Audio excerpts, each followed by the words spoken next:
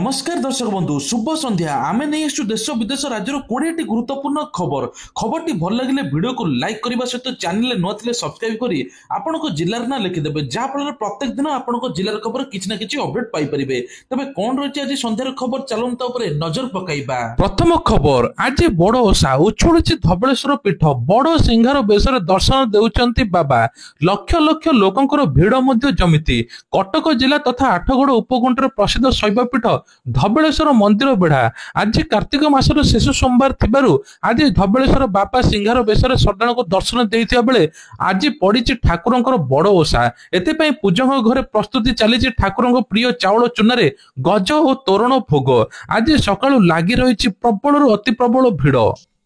परवर्ती खबर मुख्यमंत्री मोहन चरण माझी उपस्थित बीजेडी पूर्वतन राज्यसभा एमपी अमर पट्टनायक सोमवार विधिवत भाव भाजपा रे सामिल होइचंती। एही अवसर में मुख्यमंत्री उद्बोधन देई कहिसंती अमर एबे अणनिश्वास मुक्त होइचंती वर्तमान काम करिबार सुजोग पाइबे से तांको मनर कथा अभिभाषण माध्यम रे कहि सारिचंती से प्रधानमंत्री मोदी द्वारा अनुप्राणित होई बीजेडी छाड़ी भाजपा रे सामिल होइचंती। परवर्ती खबर बिहार प्रथम पर्यायर विधानसभा निर्वाचन पर आसंता काली हेबो प्रचार शेष आज को छाड़ी प्रथम पर्यायर प्रचार पर आउ गोटे दिन बाकी थिबा बेले एनडीए एवं महागठबंधनर तुंग नेता माने धुआंधार प्रचार चलाइचंती। आज प्रधानमंत्री नरेंद्र मोदी सहस्रा एवं कटिहार निर्वाचन सभा जोग देइचंती। केंद्र गृहमंत्री अमित शाह शिवहर चंदली एवं सीतामढ़ी मधुबन कौचान रैली होईची। सेपरि मुख्यमंत्री नीतीश कुमार बांका एवं भागलपुर जिले में प्रचार चलती। परवर्ती खबर पिलांक द्वारा सोशल मीडिया व्यवहार उपर कटकण लगे मना कले सुप्रीम कोर्ट तेबे 14 रु 18 वर्षर पिला द्वारा सोशल मीडिया उपर व्यवहार कटकणा लगे जनस्वार्थ मामला सुप्रीम कोर्ट खारज करिसंती। सोमवार दिन मामला शुणाणी करिसंती। एही निष्पत्ति नीतिगत एवं सरकार अधिकार क्षेत्र में न्यायपालिकार नुहे। शुणाणी समय मुख्य विचारपति बिहार एवं आवेदनकारी को पचारि नेपाल में यही प्रतिबंधक लगाई चेष्टा करा समय कौन घटी जानिचंती कि कोर्ट सेतबेले कहिथिले धन्यवाद आमे एही आवेदन शुणाणी करू नाहु। तेबे कह जाउछि जे एबे पिलांक प्रति कोनोसी प्रकार सोशल मीडिया ऊपर कटकणा लागिबो नाही। परवर्ती खबर नुआपड़ा उपनिर्वाचन नवेम्बर 11 बीजेपी रु नेबु बदला एने कि नवीन पट्टनायक कहिसंती। नुआपड़ा उपनिर्वाचन पई आज मैदान को ओलाइचंती बीजेडी सभापति पूर्वतन मुख्यमंत्री नवीन पट्टनायक। प्रार्थी स्नेहागिनी छुरिया प्रचार समय बीजेपी को टार्गेट करिसंती। आहुरी मध्ये कहिसंती जे नवेम्बर 11 बीजेपी ठु नेबु बदला। आज कोमुनारे निर्वाचन प्रचार समय यह कहिसंती नवीन पट्टनायक आपनको खेब पई नवेम्बर 11 आमे बदला नेबु। ए सरकार को 16 मास बीती सारिछि। 16 मास रे बीजेपी सरकार काम जीरो विकास पूरा ठप हो जाइछि। विडंबनार मिशन शक्ति महिला को मध्य बीजेपी सरकार दरमा दे पारुनी। 8 मास हेलानी मिशन शक्ति महिला को दरमा मिलनी केवल ना परिवर्तन करूचंती गेम चेंजर नुहंती नेम चेंजर एमिति कहिसंती पूर्वतन मुख्यमंत्री नवीन पट्टनायक। परवर्ती खबर आज महाप्रभुंकर आड़किया बेश आज हूँ पंचकर द्वितीय दिन तेज द्वादश तिथि क्षय होइतिबार महाप्रभुंकर बांको चूड़ा बेश अनुष्ठित हेबो नाही। आज त्रयोदश पड़ुथिबार महाप्रभुंकर त्रिविक्रम बेश बा आड़किया बेश अनुष्ठित हेबो। सेपरि मंगलवार दिन चतुर्थी मध्ये लक्ष्मी नृसिंह बेश बा डालिकिया बेश एवं बुधवार पूर्णिमा राजा राजेश्वरी बेश मध्ये सुना बेश अनुष्ठित हेबो बोली कह जाउछि। परवर्ती खबर कुकुरक पई आसीबो नुआ नीति आसंता 7 रे नीति निर्धारण करिवे सुप्रीम कोर्ट। बुला कुकुरक संपर्क में सुप्रीम कोर्ट आसंता 7 तारिख रे नीति निर्धारण करिवे। स्वतंत्र सरकारी प्रतिष्ठान रे परिसर रे बुला कुकुरक पई खाद्य व्यवस्था मध्ये कराजिवो। बुला कुकुर परिचालन पई सुप्रीम कोर्ट आज ए मामला शुणाणी करिसंती। जस्टिस विक्रम नाथ एने की मध्ये सूचना देइसंती। ते बुला कुकुर को अलग स्थान रे रखी बंध्याकरण टीकादान खाद्य व्यवस्था करियाकू सुप्रीम कोर्ट कहिथिले।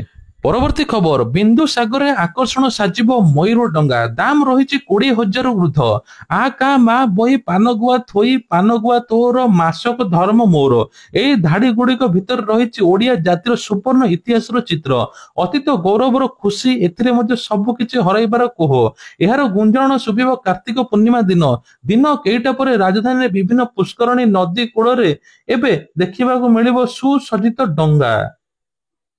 परवर्ती खबर षष्ठ श्रेणी पिला दियाजिबो धंदामूलक शिक्षा तेबे एने कि सरकार मध्ये सूचना देइचंती जहा पिला निज निजर विभिन्न क्षेत्र को जानि परिबे। वर्ष को रहिबो 10टी बैकलेस पीरियड तेबे विशेषज्ञ माने आज ପିଲାମାନଙ୍କୁ ମଧ୍ୟ ସୃଜନଶୀଳ କାର୍ଯ୍ୟ କରାଇବେ, ଯଥା ରୋଷେଇ, ବଢେଇ, ମାଳି, କୁମ୍ଭାର କାମ ପ୍ରଶିକ୍ଷଣ କରିବେ। ଏହା 70% ପ୍ରାକ୍ଟିକାଲ ଆସେସମେଣ୍ଟ ରହିବ। ନୂତନ ଢାଞ୍ଚା ଏବଂ ଚାକିରି ଏବଂ ଅନୁକୂଳ ପରିବେଶ ସହିତ ପିଲାମାନଙ୍କୁ ପରିଚୟ କରିବାର ଲକ୍ଷ୍ୟ ଦେଇ ଧନ୍ଦାମୂଳକ ଶିକ୍ଷା ପ୍ରଦାନ କରାଯିବ ବୋଲି ରାଜ୍ୟସ୍ତରୀୟ ଜାତୀୟ ଶିକ୍ଷାନୀତି ଷ୍ଟିଅରିଂ କମିଟି ମତ ପ୍ରକାଶ କରିଛନ୍ତି, ଯାହା ପିଲାମାନଙ୍କ କ୍ଷେତ୍ରରେ ଦକ୍ଷତା ବିକାଶ ହୋଇପାରିବ। ନୂଆ ଶିକ୍ଷା ନୀତି ଅନୁସାରେ ଏବେ ଉଚ୍ଚ ଶିକ୍ଷା ବ୍ୟବସ୍ଥାକୁ ଅଧିକ ଗୁଣାତ୍ମକ, ସହାୟତା ଏବଂ ସମାବେଶୀ କରିବାକୁ ପଦକ୍ଷେପ ନିଆଯାଇଛି। ପରବର୍ତ୍ତୀ ଖବର, ଶ୍ରୀମନ୍ଦିରରେ ସୁରକ୍ଷା ବ୍ୟବସ୍ଥାରେ ସମୀକ୍ଷା କଲେ ଏଡିଜି ସୌମେନ୍ଦ୍ର ପ୍ରିୟଦର୍ଶୀ। ତେବେ ଶ୍ରୀମନ୍ଦିର ଭକ୍ତଙ୍କ ସୁରକ୍ଷା ପାଇଁ ଧାଡି ଦର୍ଶନ ହେବ। ଆଉ କିଛି ଦିନ ପରେ କାର୍ତ୍ତିକ ମାସ ପରେ ମଧ୍ୟ ଏବେ ଆରମ୍ଭ ହୋଇଯିବ ରତ୍ନଭଣ୍ଡାର ଗଣତି ମଣତି। ତେବେ ପ୍ରଥମ ଦିନରେ ଆଜି 2 ଲକ୍ଷରୁ ଅଧିକ ଭକ୍ତ ଆସିଥିଲେ। ଧାଡି ଭାଙ୍ଗି ଉତ୍ତର ଦ୍ୱାର ମନ୍ଦିର ପ୍ରବେଶ କରିବା ପାଇଁ ଚେଷ୍ଟା କରିଥିଲେ। ବିଶୃଙ୍ଖଳା ମଧ୍ୟ ସୃଷ୍ଟି ହୋଇଥିଲା, ଯାହା ଫଳରେ ଠେଲା ଫେଲା ସ୍ଥିତି ମଧ୍ୟ ହୋଇଥିଲା। ତେବେ ବିଶେଷ ଏବେ ନିୟନ୍ତ୍ରଣ ରହିବ। ଲୋକଙ୍କ ଉପରେ ମଧ୍ୟ କଡା ନଜର ରଖିବେ ପୋଲିସ। ପରବର୍ତ୍ତୀ ଖବର, ତେବେ କୁହାଯାଉଛି ଚାହୁଁ ଚାହୁଁ ସବୁ ପଇସା କାଟି ନେଲା ସାଇବର ଚୋର। ଟଙ୍କା ହରାଇବା ମୁଣ୍ଡରେ ହାତ ଦେଲେ ଶିକ୍ଷକ। ବିଶେଷ କରି କୁହାଯାଉଛି 1 ମିନିଟରେ 1 ଟ୍ରାଞ୍ଜାକ୍ସନ। କିଛି କରିବା ପୂର୍ବରୁ ସବୁ ପଇସା ଚାଲିଗଲା, ଆକାଉଣ୍ଟ ହୋଇଗଲା ଖାଲି। ଏପରି ହୋଇଛି ଜଣେ ସରକାରୀ ଶିକ୍ଷକ ସହିତ। ନିଜ କଷ୍ଟ ଉପାର୍ଜିତ ଧନ ଚାଲିଯାଇଛି ସାଇବର ଚୋର ପାଖକୁ। ଝିଅ ବାହାଘର ପାଇଁ ଜମା ପୁଞ୍ଜି କରିଥିଲେ, ସବୁକିଛି ହରାଇ ସର୍ବହରା ହୋଇଛନ୍ତି। ମୁଣ୍ଡରେ ହାତ ଦେଇ କାନ୍ଦୁଛନ୍ତି। ମୋବାଇଲ ତାଙ୍କ ହାତରେ ଥିଲା, ହେଲେ ଅପରେଟ କରୁଥିଲା ସାଇବର ଠକ। ଏମିତି ଜଣେ ଶିକ୍ଷକ ଫୋନକୁ ଅକ୍ତିଆର କରି ଲକ୍ଷାଧିକ ଟଙ୍କା ନେଇଯାଇଛି ଚୋର। ତେବେ ଶିକ୍ଷକ ମୋବାଇଲ ହ୍ୟାକ୍ କରି 2,78,000 ଟଙ୍କା ଲୁଟ ନେଇଛି ସାଇବର ଅପରାଧୀ। ହଠାତ୍ ମୋବାଇଲକୁ ଆସିଲା ଏକାଧିକ ଓଟିପି, ଆଉ ଆକାଉଣ୍ଟରୁ କଟିଗଲା ଟଙ୍କା।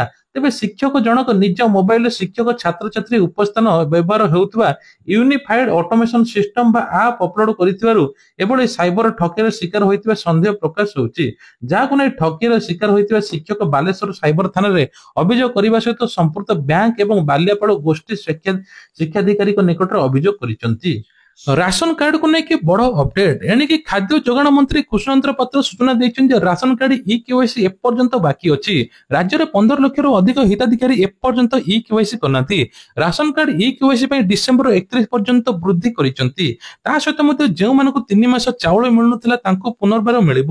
ଯଦି ସେମାନେ ଡିସେମ୍ବର 31 ସୁଦ୍ଧା ନ କରନ୍ତି ତାହେଲେ ତାଙ୍କର ମଧ୍ୟ ସରକାରୀ ସୁବିଧା ଏବଂ 3 ମାସର ଚାଉଳ ମଧ୍ୟ ବନ୍ଦ କରାଯିବ।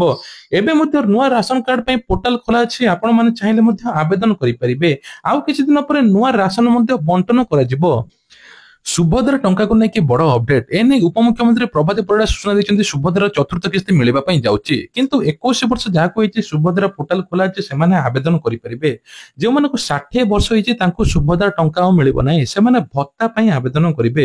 ସେପଟେ ମୁଖ୍ୟମନ୍ତ୍ରୀ ମୋହନ ଚରଣ ମାଝୀ କହିଛନ୍ତି ଭତ୍ତା ଟଙ୍କା ଆଗକୁ ବଢିବ। ବାର୍ଦ୍ଧକ୍ୟ ଭତ୍ତା ଟଙ୍କା ବଢିବ। ଏବେ 80 ବର୍ଷରୁ ଉର୍ଦ୍ଧ୍ୱ ହିତାଧିକାରୀଙ୍କୁ 3,500 ମିଳିବ। ତା ସହିତ ମଧ୍ୟ 60 ବର୍ଷ ଉର୍ଦ୍ଧ୍ୱ ହିତାଧିକାରୀଙ୍କ ଭତ୍ତା ଟଙ୍କା ମଧ୍ୟ ବଢିବ। ଏପଟେ ସୁଭଦ୍ରା ଟଙ୍କା ମଧ୍ୟ ଯେଉଁମାନେ ପାଇନାହାନ୍ତି ତାଙ୍କର 2ଟି କିସ୍ତି ମଧ୍ୟ ମିଳିପାରେ। ଉପମୁଖ୍ୟମନ୍ତ୍ରୀ ପ୍ରଭାତ ପରିଡା କହିଛନ୍ତି ସୁଭଦ୍ରା ଶକ୍ତି ମେଳା ପଡୁଛି। ସ୍ୱୟଂ ସହାୟକ ଗୋଷ୍ଠୀ ମହିଳାମାନେ ସାମିଲ ହେଉଛନ୍ତି, ନିଜର ଦକ୍ଷତା ସାମିଲ କରୁଛନ୍ତି। ତା ସହିତ ମୁଖ୍ୟମନ୍ତ୍ରୀ କହିଛନ୍ତି ଏସଏଚଜି ମହିଳାକୁ ମିଳିବ 10 ଲକ୍ଷ ଟଙ୍କା ପର୍ଯ୍ୟନ୍ତ ଋଣ, ସେ ପୁଣି ବି ବିନା ସୁଧରେ। ମହିଳାଙ୍କୁ ଲକ୍ଷପତି ଯୋଜନାରେ ସାମିଲ କରିବା ପାଇଁ ମୁଖ୍ୟମନ୍ତ୍ରୀଙ୍କର ଏହି ଲକ୍ଷ୍ୟ। ତେବେ କୁହାଯାଉଛି ରାଜ୍ୟରେ ଏବେ 8 ଲକ୍ଷରୁ ଅଧିକ ମହିଳା ଲକ୍ଷପତି ଦିଦି ବନି ସାରିଲେଣି। ଆହୁରି ମଧ୍ୟ 25 ଲକ୍ଷ ମହିଳା ଯେମିତି ଲକ୍ଷପତି ଦିଦି ବନିବେ ସେ ନେଇକି ମୁଖ୍ୟମନ୍ତ୍ରୀ ଟାର୍ଗେଟ ରଖିଛନ୍ତି। ପରବର୍ତ୍ତୀ ଖବର, ପିଏମ କିଷାନ ଟଙ୍କାକୁ ନେଇକି ବଡ ଅପଡେଟ। ପିଏମ କିଷାନ 21ତମ କିସ୍ତି ମିଳିବା ପାଇଁ ଯାଉଛି। ସମସ୍ତେ ଅପେକ୍ଷା କରିଛନ୍ତି କୋଟି କୋଟି ଚାଷୀ କେବେ ମିଳିବ ପିଏମ କିଷାନ ଟଙ୍କା। ତେବେ କୁହାଯାଉଛି ପ୍ରଧାନମନ୍ତ୍ରୀ କିଷାନ ସମ୍ମାନ ନିଧି ଯୋଜନାରେ ବର୍ଷକୁ 6,000 ଟଙ୍କା ଦିଅନ୍ତି। ପ୍ରତି 4 ମାସକୁ ଥରେ 2,000 ଟଙ୍କା ଆସେ। କିଛି ଲୋକଙ୍କର 20ତମ କିସ୍ତି ଆସିନି, ଯାହାଫଳରେ ଇ-କେୱାଇସି କରିଦିଅନ୍ତୁ। ଯଦି ଆପଣଙ୍କର ଡକୁମେଣ୍ଟ ଭୁଲ ଅଛି ତୁରନ୍ତ ଜନସେବା କେନ୍ଦ୍ର ଯାଇ ଆପଣ ଅପଡେଟ କରାଇ ନିଅନ୍ତୁ, ଯାହାଫଳରେ ଆପଣଙ୍କୁ 2ଟି କିସ୍ତି 4,000 ଟଙ୍କା ମିଳିପାରେ। ତେଣୁ ଏ ନେଇକି ଆପଣ ମାନେ ତୁରନ୍ତ ଡେରି ନ କରିକି ତୁରନ୍ତ ଆପଣ ମାନେ ଆପଣଙ୍କ ଆଧାର କାର୍ଡ, ଆପଣଙ୍କ ବାୟୋମେଟ୍ରିକ, ଆପଣ ସବୁକିଛି କରାଇ ନିଅନ୍ତୁ। ତେବେ ଇଏ ଥିଲା ଆଜି ସନ୍ଧ୍ୟାର କିଛିଟା ଗୁରୁତ୍ୱପୂର୍ଣ୍ଣ ଖବର। ଯଦି ଖବରଟି ଭଲ ଲାଗିଥାଏ ଭିଡିଓକୁ ଲାଇକ୍ କରିବେ, ଚ୍ୟାନେଲରେ ନୂଆ ଥିଲେ ସବସ୍କ୍ରାଇବ କରିବା ପାଇଁ ଭୁଲିବେ ନାହିଁ। ତା ସହିତ ପ୍ରତ୍ୟେକ ଦିନ ସକାଳେ ଖବର ଦେଖିବା ପାଇଁ ହେଲେ ନିଶ୍ଚିନ୍ତ ନୋଟିଫିକେସନ ବେଲ୍ ଆଇକନକୁ ଦବାଇ ଦିଅନ୍ତୁ। ପ୍ରତ୍ୟେକ ଦିନ ସକାଳେ ଏବଂ ସନ୍ଧ୍ୟାବେଳେ ଆପଣ ତୁରନ୍ତ ଦେଶ ବିଦେଶ ରାଜ୍ୟର ଖବର ପାଇପାରିବେ। ଜୟ ଜଗନ୍ନାଥ।